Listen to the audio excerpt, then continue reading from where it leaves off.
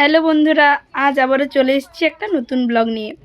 আমরা চলে এসেছি শনি মেলা দেখতে, আর এখানে রেখে দিয়েছি গাড়ি। এবার যেতে যেতে শনি মেলায় ঢোকার পথেই যারা গেছো তারা অবশ্যই জানবে, আর যারা যাওনি তাদের উদ্দেশ্যে বলি, রাস্তায় যেতে যেতে এই দোকানপাটগুলো পড়ে। আজ শনি মেলা দেখতে চলে এসেছি মা, আমি, মাসি আর ভাই।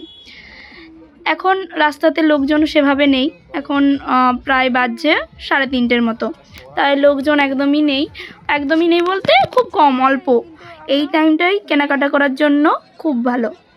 ঢোকা মাত্রই প্রথমেই চলে এসেছি চুড়িমালার দোকান, আর গোটা মেলা জুড়ে বেশিরভাগই এইসব দোকান আছে। এছাড়াও এখানে আরও নানা রকম দোকান আছে, যেমন লোহার জিনিস, তাছাড়াও নানা রকম। তো এখানটাতে এরকম ফুলের একটাই দোকান রয়েছে, আর ব্যাগের দোকানও বসেছে অনেকগুলোই।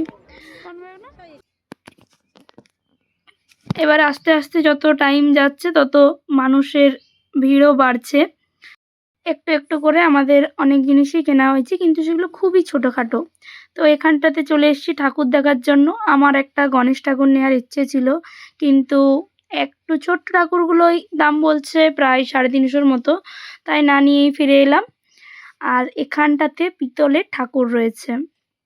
এখানের গোপালগুলো এতটাই মন কাড়ছিল কি বলবো।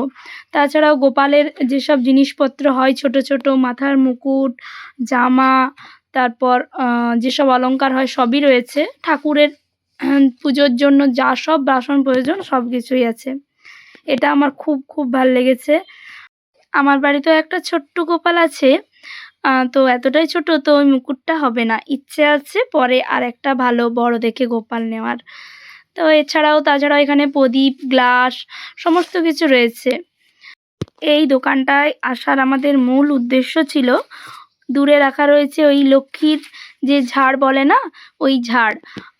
মা লক্ষ্মী নারায়ণ থাকেন, আর মাথাতে ছাতা রয়েছে, তার সাথে 4টা বাহন দেবে। তো তার জন্যেই ওখানে যাওয়া। এবার যাচ্ছি মন্দিরের দিকে, মা আর ভাই। অনেকক্ষণ ধরেই মেলা ঘুরেছি, মানে রাস্তায় যা যা পেয়েছি সব দেখে মোটামুটি মন্দিরের দিকে চলে এসেছি। এই ছিল মন্দির। এখানে আসার সময় অনেকগুলোই প্রসাদ কেনার দোকান পাওয়া যাবে, যে না প্রসাদ নিয়ে আসবে আরামসে এখানে কিনে নিতে পারবে।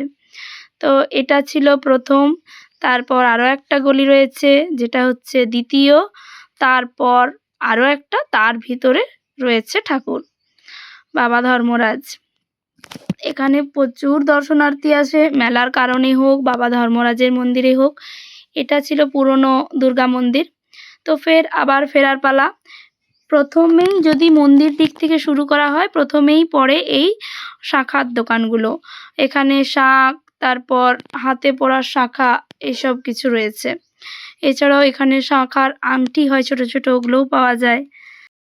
আর মেলায় যদি চলতে চলতে পাওয়া যায় আয়নার দোকান, সেখানে আয়না কেনার থেকে বেশি মানুষ দাঁড়ায় নিজেকে দেখার জন্য। আমিও তাই করছিলাম।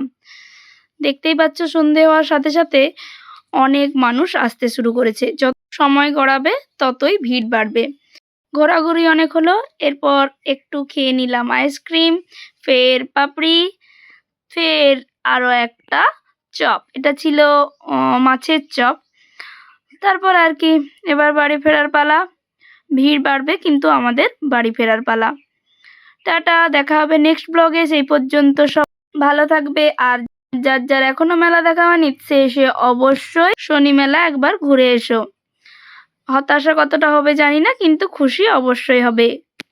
ভগবান সবার মঙ্গল করুন।